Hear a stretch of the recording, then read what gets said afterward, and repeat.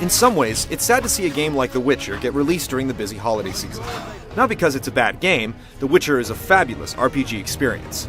No, it's sad because a game like this is bound to be overshadowed by the vast number of high-profile releases, all clumped into a 3-week period. And that's too bad, because The Witcher is something every RPG fan should try.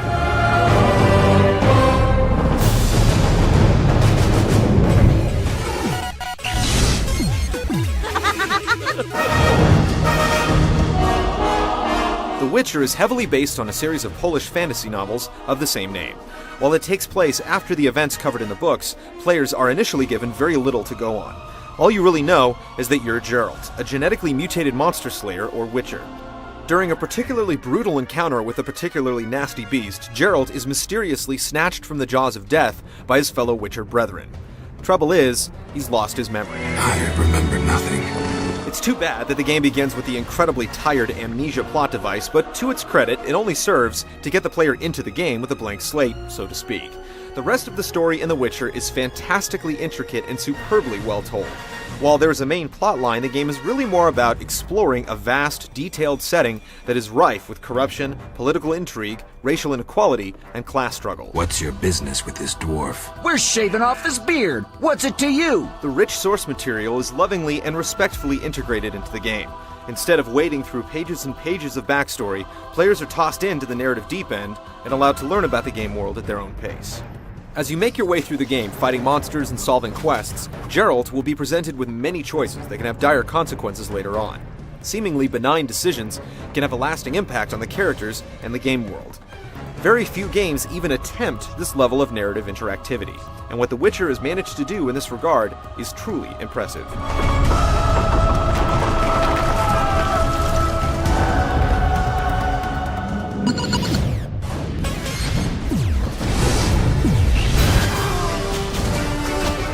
Intriguing story or no, the game is still an RPG at heart, and as such, it contains all the familiar trappings of the genre, as the main quest line takes you on a linear progression through 5 chapters.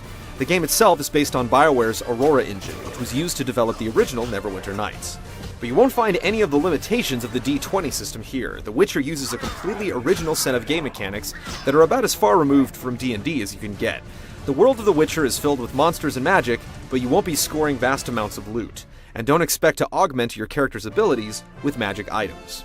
Instead, the game uses a simple and effective spell system that's comprised of only 5 different spell types. Each type can be improved over time in such a way that the spells remain useful throughout.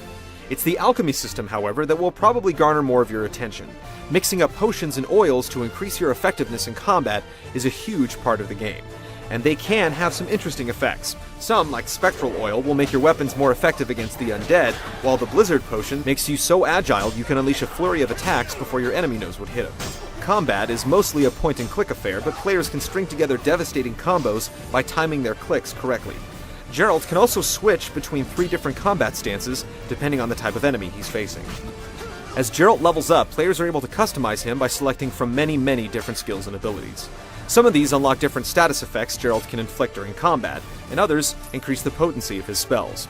There's no correct build. Instead, players are encouraged to choose skills that reflect the way they wish to play the game. If only all games were designed this way.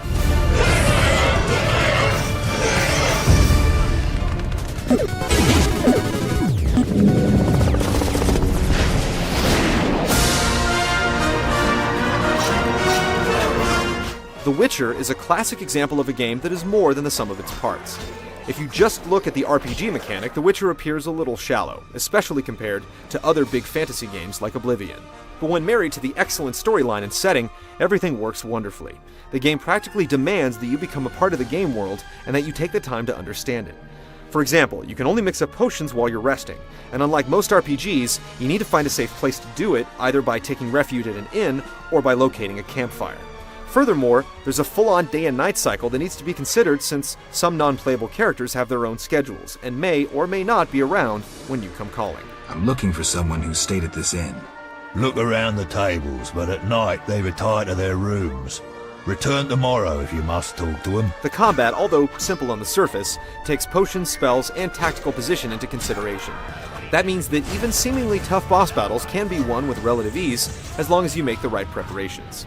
It's far more interesting than the standard level grind that most RPGs put you through. And really, enough can't be said about how great it is to have to make choices that aren't merely about good or evil. Want a beating, stranger? We fight for money. I'll kick your ass and make money doing it.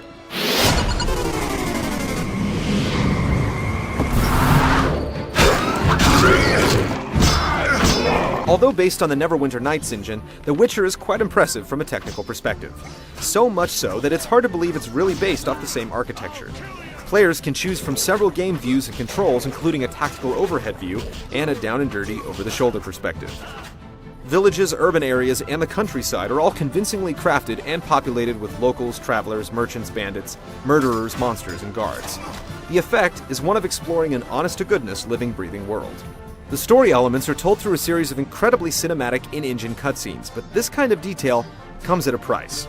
At the highest graphical setting, the game will slow to a stutter on all but the beefiest PCs, and loading times between areas can be unbearably long. While everything is very well voiced, much of the dialogue suffers in the translation.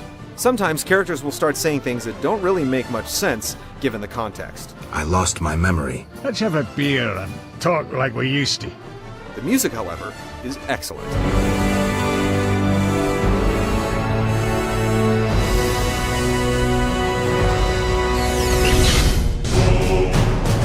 The Witcher, in all its facets, screams quality.